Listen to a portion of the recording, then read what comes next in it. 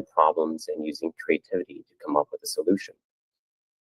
Following that, I moved to Chicago for a UX boot camp, and then worked at a consultancy before moving to the Bay Area to work for Google, and then eventually things like Frog, Meta, and now I'm at a startup.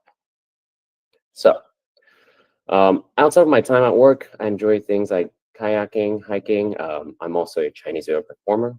I combine with traditional arts and pop music to Chinese yo-yo. So it's a lot more relatable to American audience. There's that design thinking behind this, who's your user. I'm also passionate in design education because I truly believe that the youth today will be the pillars of tomorrow.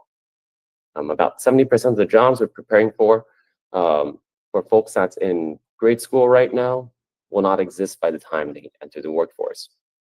Which is why I think design thinking is actually super important, because it's about problem solving from a human-centric perspective.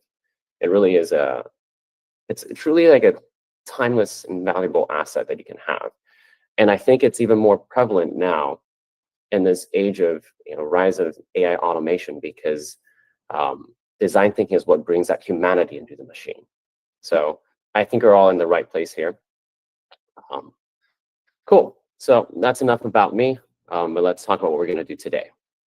So the agenda we're going to be going through is first, what is storytelling? Then I'm going to run through how to write a hook, and then we're going to do some activities. We're going to run through a story structure, some of the activities. And then lastly, we're going to go through just a little bit about how does that fit into a portfolio structure, and we'll do some Q&A. This should be a really fun workshop. I know it's a Sunday, so folks probably don't want to be sitting here on the lecture, but this will be fun, I promise. Cool. So let's start with what is storytelling. A lot of the lecture material really came from this book. It's called The Best Story Wins by this author called Matthew Lewin. He is a Pixar story writer. He wrote things like Finding Nemo. He was on Toy Story. He was on Up. I happened to have met him while I was at Google. He did a storytelling workshop for me, unlike very much like this workshop here. And I found this workshop to be so helpful. So I would love to share this with you guys. If you have the time, go check out this book. So to start with, I'll tell you a little story about Pixar while his time was there. So it was the year 1995. Pixar just released their first animated film in history and made $373 million box office on release. So on the outside, this was a massive success. It blew everybody away. But on the inside, at Pixar, after release, actually the whole office was in chaos. They don't know what to do because a lot of ideas are floating around. What do we do next? Do we start doing CGI for movies? Or do we keep making these animated films? Do we make video games? Do we go into commercials? They know they harvest this immense talent, but they're not quite sure what to do because there's so many directions that they could go. So there's this big debate, big chaos. While everybody's debating, there was this guy that sat in the corner with his hand like this in a steeple. And he just gestured for everybody to settle down for a moment. I hope we all know who this guy is. So Steve Jobs gestured for everybody to settle down, and he just told everybody a quick story. He said, this was back in about 1980s, not too long after it started and had the first major office. It kind of looked like this in Cupertino. There was a sandwich shop, and it was the best sandwich shop in town. And every day, Apple employees would line up out the door for their sandwiches, even during their just one brief hour of lunch break. And they'd use their whole lunch break in the line and jam down that sandwich at the end with no break between work because the sandwich was just so good. Until one day, the sandwich shop decided to start selling coffee too. And very soon, people realized that the coffee wasn't as good. And the quality of the sandwiches also decreased too. And because of that, people started to go somewhere else for lunch. People stopped lining up for the sandwiches outside the shop. And then because of that, the sandwich shop eventually went out of business and had to close. So Steve Jobs told this story, and everybody in the room knew what Steve Jobs was trying to communicate. They knew what he was trying to say. So sometimes a good story can actually align everybody and possess the most powerful narrative in the room. So the whole point is that maybe if we're really good at something, let's not divert our attention to anything else yet. Let's get really good at this. So Pixar followed that, and then Pixar went on and made Toy Story 2, made Monster Inc., made Finding Nemo, and the rest is history. You all know, like, just success after success, all the Pixar films. So that goes into what is a story, right? We've probably all met a lot of bullshit artists in life where, they might not have a lot of substance, but they tell a good story. It seems like, okay, cool, they can fool folks for a moment. But inside, you're not really convinced. I'm not trying to teach you guys how to do that. A good story really is a way to make sense of a complex information through a narrative that is easy to understand. If you have good substance, it would be a shame that people don't understand what you're trying to say because you don't have a good narrative for them to understand. Now, this is a tool to help you communicate yourself. So with that said, let's get into some fun activities. First of all, I'm going to talk to you what a hook is. So every good story starts with a hook. So, what is a hook? A hook, sometimes it's those things that captures your attention. A lot of times it starts with a what if, right? You only get that first chance for a first impression.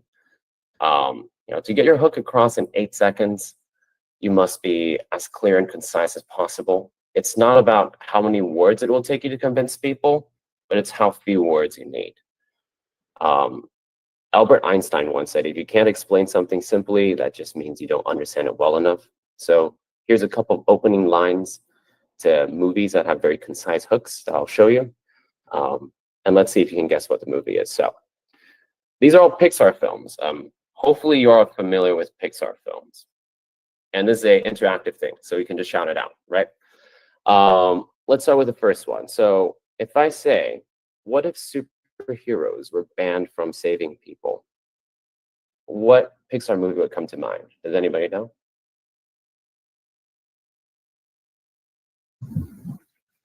Incredibles. Yeah, that's right. Incredibles. Cool.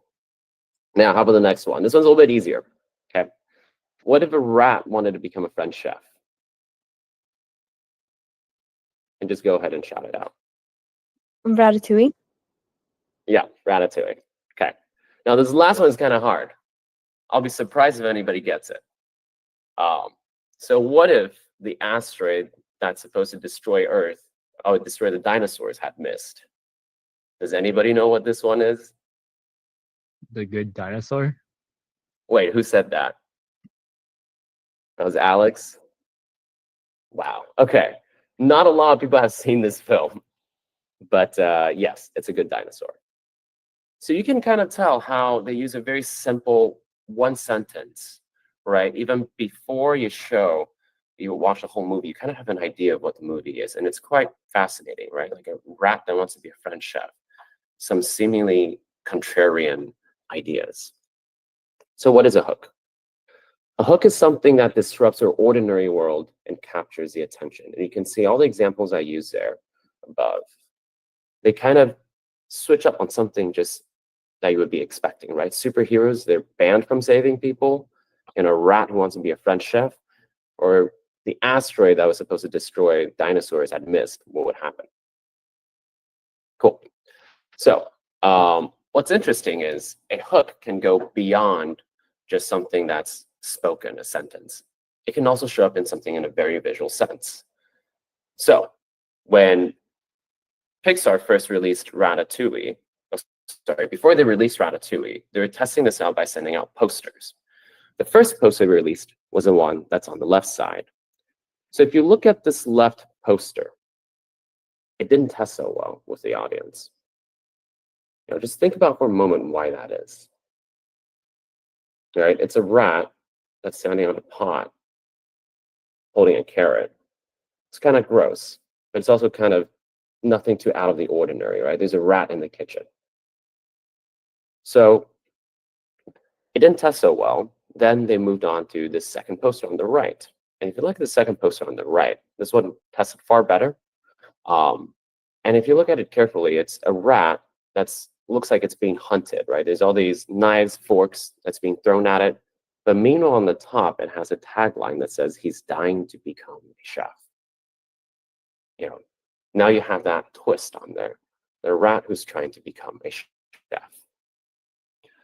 I'm going to show you folks a few more examples of just in a visual sense. You can also have a hook. Give me a thumbs up. Are folks familiar with Stranger Things? So I can kind of gauge the audience. Okay. Sure. Sorry, got excited by Stranger Things. Yep.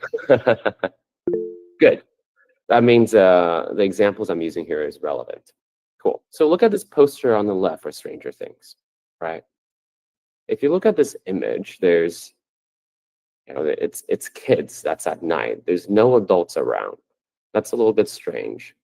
It's in like an eerie forest. And lastly, there's this bike that looks like obviously there's a child that's missing. So it's at night. There's these childs without adults around in the eerie forest, and somebody's missing. That starts to get the audience to start thinking, well, what's going on? It's kind of weird. So that's a good example of visual hook. And then this poster on the right side, hopefully folks are familiar with Star Wars. If not, I think I'm about to spoil the plot. So you have this young child here. That's just like a cute looking child. And then in the back, the shadow that's being casted is the biggest villain in movie history, Darth Vader. So it's symbolizing that there's some sort of transformation there. How did this kid become the biggest villain, right? It's a very clean and simple, but there's a visual hook that gets the audience start wondering what happens. Now, what happens if we start designing things without being very intentional? So I'll show you some examples. Have we all seen movie posters that's kind of like this? It's like some very generic action movie, right? How about things like this? Right. In fact, if you go to a movie theater, you can probably find another poster that looks just like this too. So this is what happens if you design your portfolio or if you don't structure your story in a way that puts some intent behind.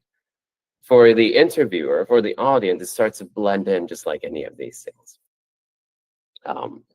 So another example of a hook is this is a little bit, earlier. This is when the first iPod was just released. And this goes into how do you use a hook for a product. Back then, this was super impressive. So the hook that I used was, what if you could put 1,000 songs in your pocket? This was back then when people are used to having a Walkman or those portable CD players that it's so big it can't fit in your pocket. You can fit about 12 songs on there. Maybe an MP3 player, you can put like 120 songs on there. So 1,000 songs, that was something that was unimaginable at that point. Okay. And then how about another one? So this was when Tesla was first being introduced to the world. What if a company creates a car that is aesthetic pleasing and environmentally friendly? Okay. So you have this kind of twist on there. So with this said, I've given you a few examples and how these hooks work. Let's try an activity. Let's try writing your own hook. So you all should have access to this FigJam. It's either in the Slack link. I've just added to Slack, or you can find it in the calendar invite. There's this FigJam that we have. Can you all start? So you all can see my screen, right? Cool. So this is going to challenge you all to think a little bit, but for the current project you're working on, right? Think of some sort of hook that may be applicable to yours. And I'll give, first of all, I'm going to pause here. Any questions here? And just in one sentence, try to write something. Don't overthink it. Any questions here about what we're doing? All right, I don't think so, because I see folks already starting to write. So I'll give folks just about 2 minutes to think of something. And after that, we'll see who wants to share some of theirs.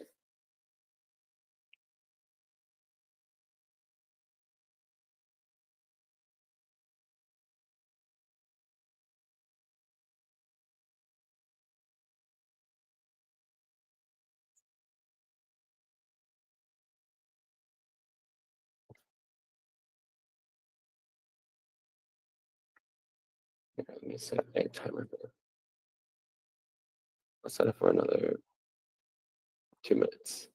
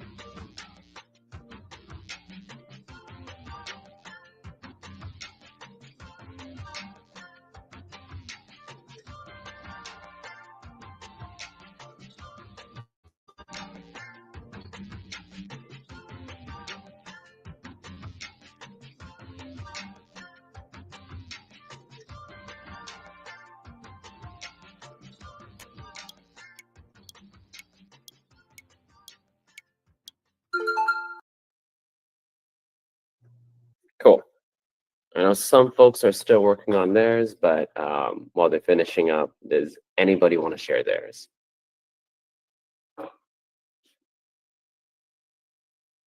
Nobody?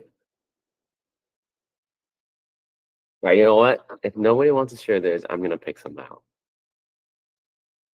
Sorry, Johnny, I didn't hear the question. Does anybody want to share what they've written? Yes. So I can share mine. It's just something simple. I said, what if everyone could be a designer? That's crazy. This is a good one, right? What if everybody could be a good designer? Yeah, it's crazy because one, I think that would make the world a better place, but two is like, then, what do we do? Yeah, that's a good one. Anybody else want to share? I'll go I see. next. Sure. Fast tracking design iterations between technical and non-technical teams. This one feels like very direct and straightforward, very technical. I saw one of them that was really interesting. Yeah, the first one, Alex. What if there's a social media manager that could do your work while you sleep? I think that one's a pretty fun one. And then what else? Oh, what if we could gamify fitness and make exercising fun again?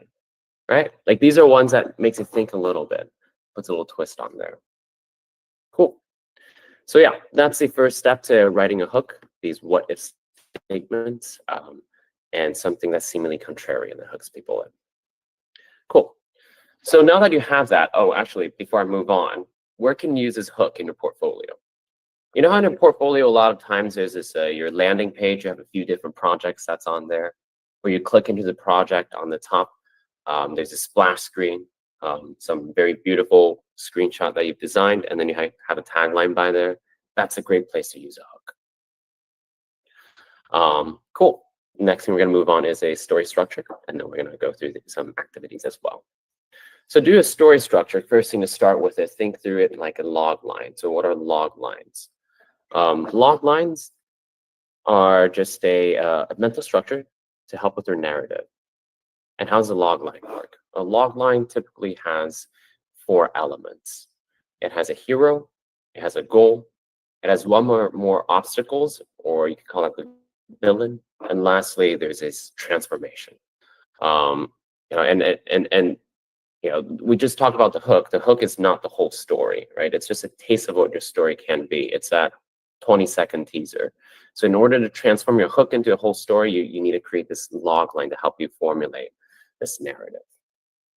So let's go through what log lines are. So hopefully folks are familiar with Monster Inc. And Monster Inc., the log line that they wrote is when Sully, the best scarer in the monster world, accidentally befriends a human child and discovers that children are not toxic. He risks getting fired from his job, being thrown in jail, and losing his best friend in order to expose the truth that scaring human kids is wrong. Okay, so let's break this down a little bit. So first of all, who's a hero in this case? It's Sully, right? That's a hero that the protagonist we're focusing on. And then the goal is to save children while exposing the truth that scaring kids is wrong. The obstacle in here is that he risks getting fired, losing his best friend, and getting banished. And lastly, the transformation. This one is implied. Sometimes you don't have to spell everything out. You can, if you write this well enough, that people can assume. And that's the moral of the lesson here, is that Sully will move from nativity to awareness. Now, how do we apply that to things like a product or a company? So this is Meta's mission statement. Meta's mission statement is to give people the power to build community and bring the world closer together, to stay connected with friends and family, to discover what's going on in the world, and share and express what matters to them. So in this case, who's a hero, right? It'd be all people. It's kind of implied. It's not exactly spelled out, but it's all people. And what is the goal here? It's to help people build community and bring the world closer together.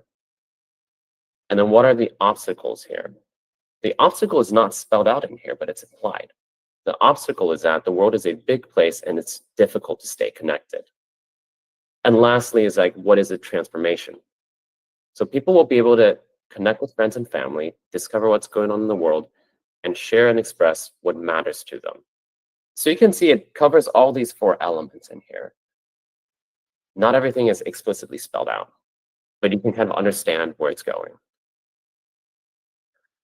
So, whether a hero is a single person or a company, they all need to go on this journey to reach their goal. So the goal, it could be like to defeat a dragon or to reach new customers, to build a better product.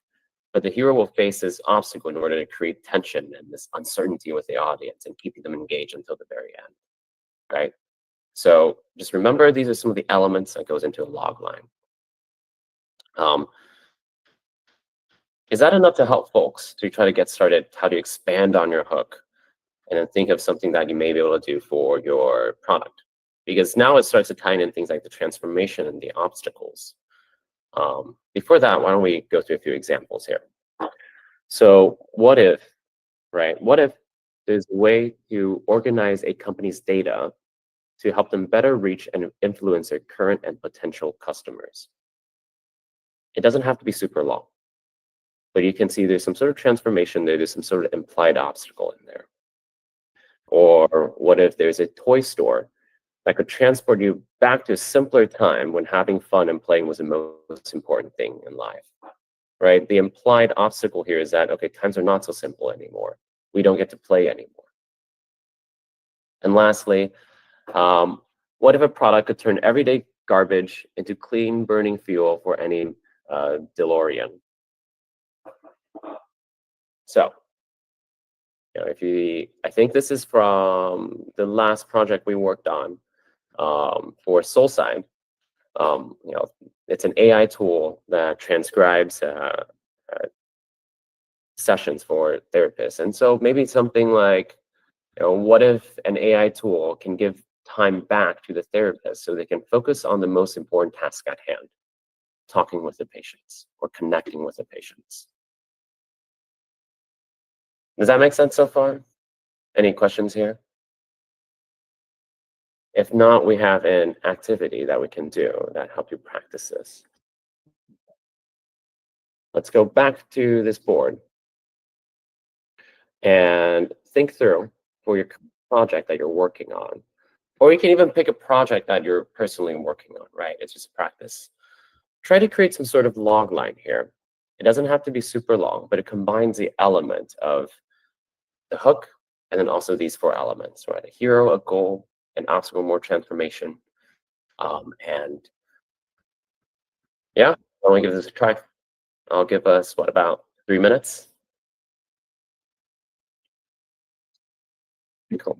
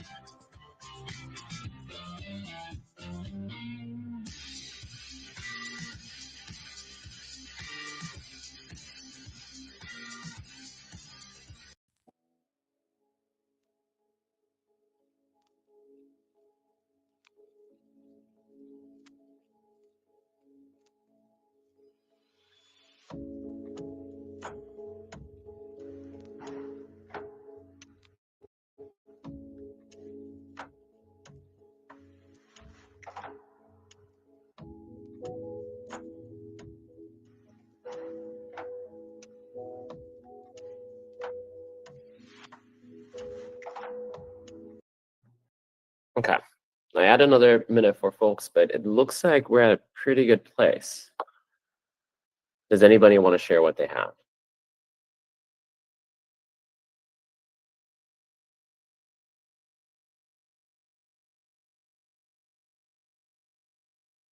No, nobody wants to volunteer? If not, I'll just go ahead and read through some. Okay. How about this one? Like, what if there was a mobile app game that is so fun to play, it motivates people to increase their average step counts per day, like going through more walks to fuel in-game stamina? Okay. Let's see what else we got.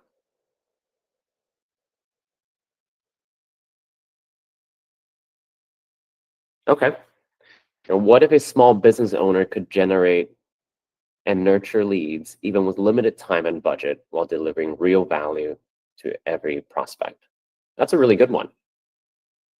Okay.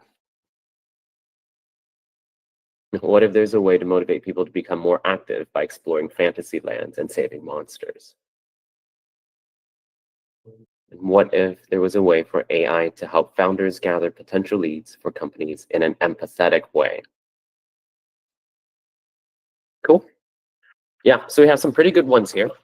And where you use a log line is on one end, it helps you start thinking about your story, right? Think through these things. And these are going to be the same ingredients that goes into your portfolio. Or it could go into any story that you're being asked for during your interview. Sometimes they might ask you, tell me a time about when working with teammates is difficult. You can use the same format, right? Tell me, how did you come up with these stats? Sometimes you can use these. Tell me a challenge that you face in the team while delivering this project.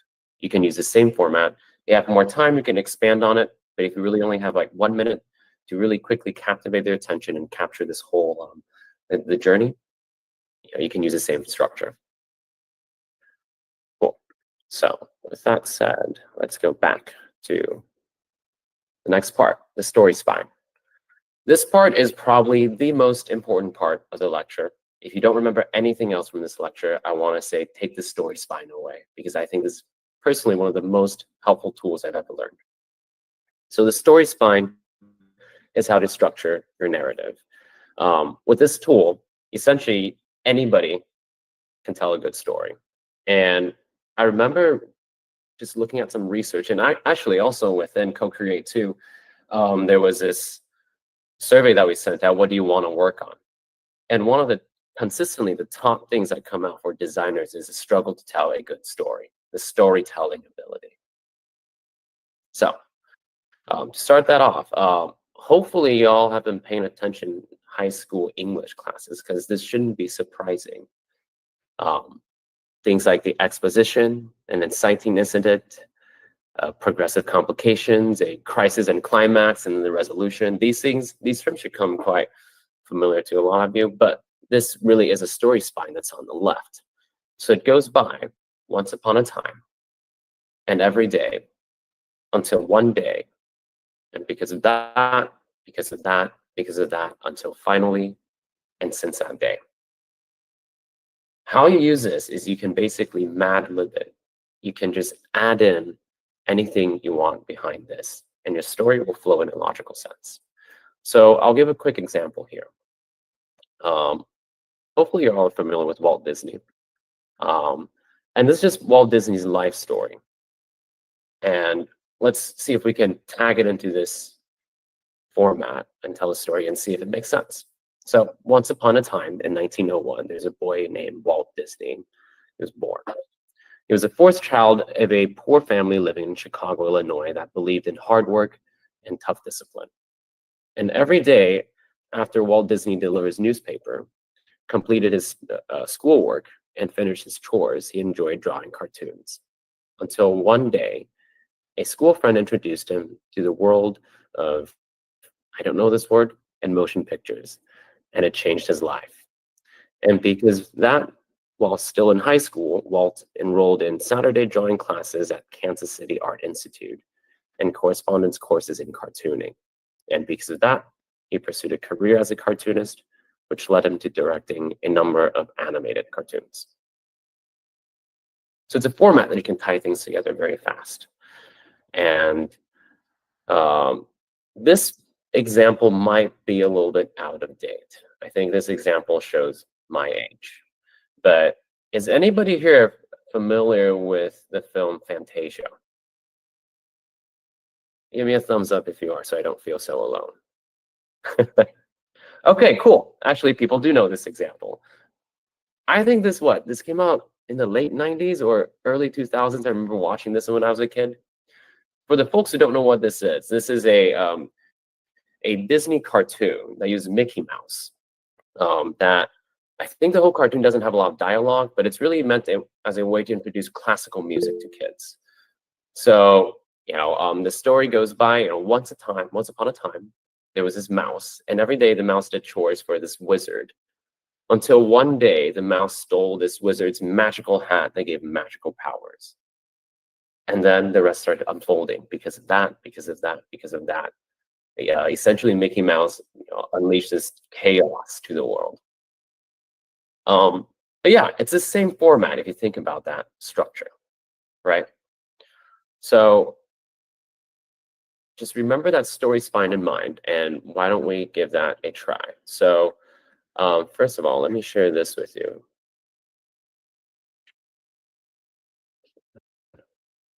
Cool. So there's Finding Nemo that you can use as an example to follow this. You know what? How about this? I'll go through the Finding Nemo example, and then you all can pick something else that you want to use. Pick a movie, or pick your favorite TV show. A movie is probably a little bit more straightforward because a lot of TV shows, they have filler episode that goes haywire. Or you can come up with your own story. But I'll go through Finding Nemo as an example first that kind of follows this format. So for Finding Nemo, to fit that into this story spine structure, actually, even if you close your eyes, you can hear the story and you can probably say it's Finding Nemo. So it's like once upon a time, there's this fish called Marlin who lost his wife and all of his children but one to a barracuda attack. Marlin vowed that he would never again let anything bad happen to his only remaining son, Nemo, who survived the attack but with a damaged fin. And every day Marlin would protect Nemo from the dangers of the ocean, but Marlin was overprotective and held Nemo back from having fun and even going to school because his damaged fin.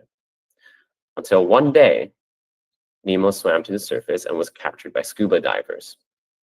And because of that, Marlin went in a search of the scuba diver's boat. He met a forgetful fish named Dory, who knew the scuba diver's address. And because of that, they swam to Sydney to find Nemo. And on their journey, they faced sharks, jellyfish, and other dangers of the ocean. And because of that, Dory was injured and Marlin had to rescue her. Until finally, they found Nemo. So it kind of fits in that similar story structure. In fact, if you keep this format in mind, you will start to notice this recurring pattern in just about every movie that you'll see. Cool. So is that enough example for folks to start? I would say pick pick any movie, or if you want a challenge, this is actually pretty fun. You can come up with something on your own right now just following this format. And you can come up with a cool story right away. I think last time somebody wrote a story about a tomato that eventually became ketchup. That was a really fun one.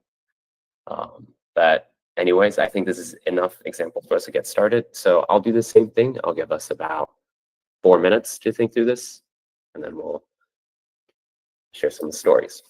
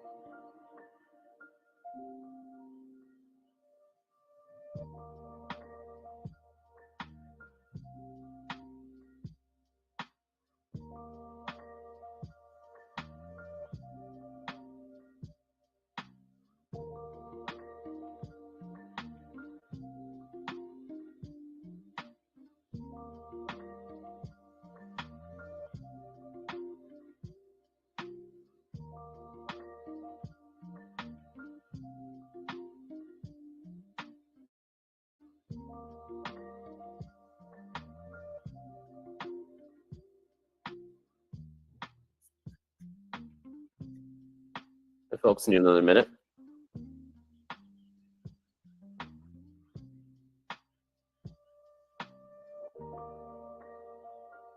I'm gonna add on just another 30 seconds. I'm still trying to finish mine.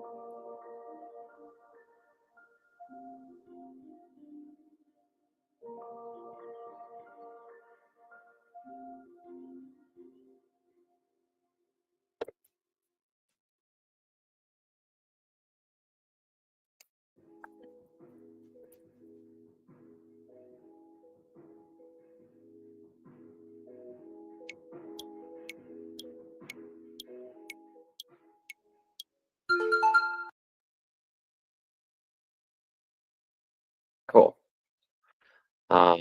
I know some folks are probably still finishing up their story. How about this? I was trying to play around with this too, so I wrote a really quick story. I'll start with mine. I just kind of improvise this, just start filling things in. And let's see if somebody else wants to share theirs after. Cool.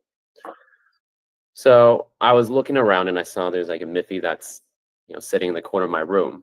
So I just use that as an example. So once upon a time, there was a rabbit named Miffy who lived in a peaceful village next to a forest. And every day, Miffy played violin at a retirement home until one day, a burglar broke in and stole Miffy's violin and yelled at Miffy. And because of that, Miffy was so angry and chopped down every tree in the forest on the way back. And because of that, Miffy ended up with tons of wood. And because of all that wood, Miffy decided to start making violins with all the wood that Miffy has. And until finally, Miffy decided, hey, maybe I'll just donate all the violins to the retirement home. And since that day, the retirement home was filled with music and joy, and even started their own orchestra that became known throughout the city. Yeah, it's just a really quick story that I just really quickly put together following this format. Kind of improvised it and wrote it along the way as I went. Who wants to share theirs? Anybody want to share their story? Let's see if we can get at least one person to share the story there, Ro.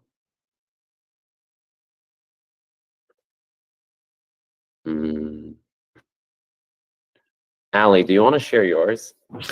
Yeah, so I chose Ponyo, but I realized what a fever dream movie it was after I'm starting to write it. So basically, once upon a time, there was a goldfish who lived with her dad and her sisters, and every day the father would watch over her while she wanted to see more of the world. Until one day she escaped and met a boy named Sasuke, and he named her Ponyo. And because of that, Ponyo, after she licked some of his blood, she could become human to stay with Sasuke. And because of that, her father kept on trying to follow her and bring her back and turn her back into a goldfish. And because of that, her transformation caused a massive storm and tsunami. Until finally, Ponyo's mother allowed her to become a human permanently. And since that day, Sasuke and Ponyo lived happily together. Well, this is excellent. I've never seen this movie. Oh, okay. I think this gave a really good story spine to what the movie is about. Okay, thank you. Anybody else want to share theirs? Let's get one more. Let's see. Dude, Dora, do you want to share yours? Oh, I thought we are gonna recap the story, so I just wrote The Matrix. But I can recap it real quick. I would just say, once upon a time, there's a guy, and every day, he works in corporate 9 to 5. I removed the rest, but I still remember it. Until one day, he got kidnapped and then took a pill. Because of that, he traveled to the reality, and because of that, he met the team, and also because of that, he met the machine and a lot of agents until finally he become the one. And since that day, he is the one, and he fights never stop. Cool. Yeah, and you just kind of improvise that, halfway through. So it just kind of shows how easy it is to follow this story format. Anybody else want to share this? If not, we can move on to the next exercise because we're starting to come close to time. Let me go back to the lecture. Cool. So the next thing, this is going to be a little bit more challenging, but this is going to be helpful. Give me 1 second. My slides. Cool. So there's this structure, right? I actually think this slide's in the wrong place, but I'm going to walk through this really quick. So how does that apply to your case study? So for your portfolio case, it generally can follow a similar structure. So for example, to start with, the example I was talking about early on. So let's say you make a travel app, right? On that first page, you can say, what if we can connect like-minded travelers with a click of a button? That kind of gets people to start wondering, okay, what is this project about? How do we do that? And then so in your portfolio case study that you will be working on, who's a hero? The hero will probably be you, right? And what's a goal? The goal could be the project. One or more obstacles, that would be the challenge that's been posed at you. And the challenge, it could be on the product side, it could be the business.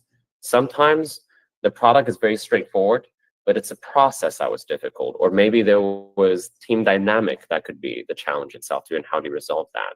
And the transformation that comes out, that's the end. So same thing, I just captured really quick for your portfolio structure.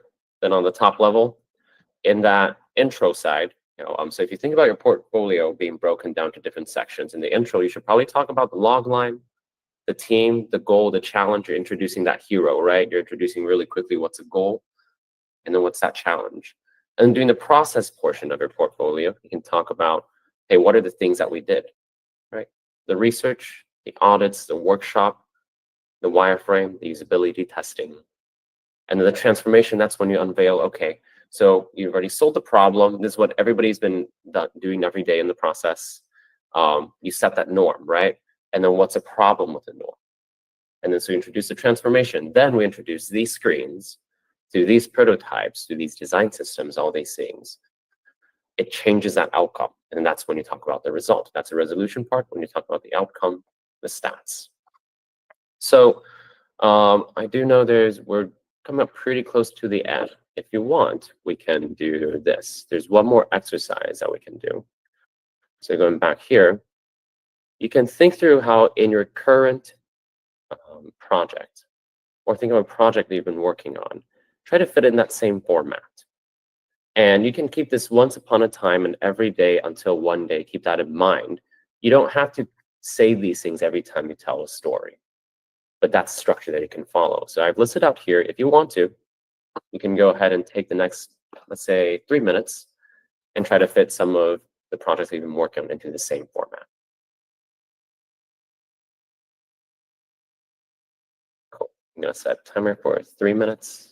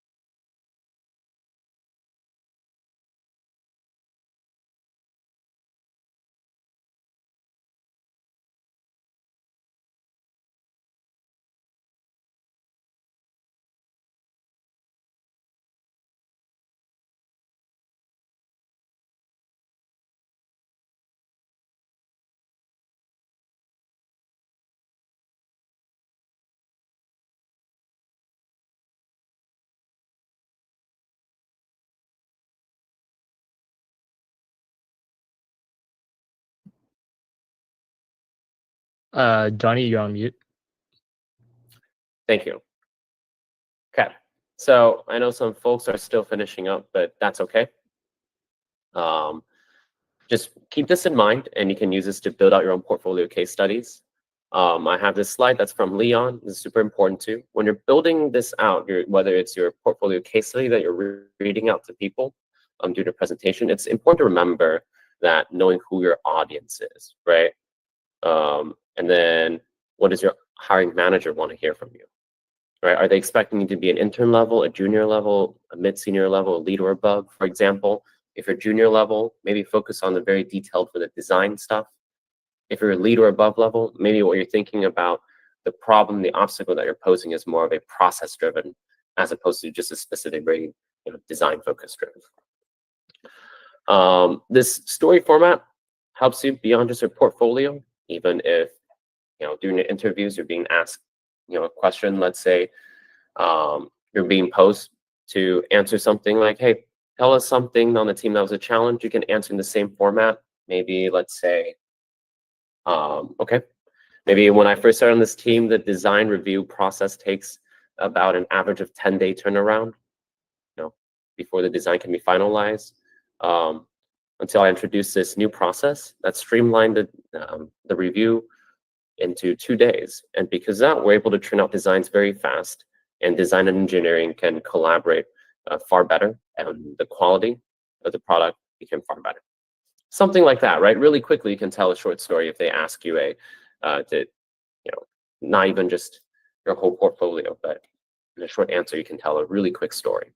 And I think this probably goes on beyond your life too. On a Saturday, if you need to tell a story to a friend, what happened over the weekend, yeah, all in the same format. So anyways, that's for storytelling. Hopefully this is a tool that can be super helpful to you to build out your portfolio cases or your personal life and doing your interviews. But it's a way of thinking and help you structure these complex thoughts into a very streamlined narrative that you communicate to a lot of folks. Cool, thank you so much. I'll stick around for if anybody has any questions. Otherwise, thank you for coming on this Sunday.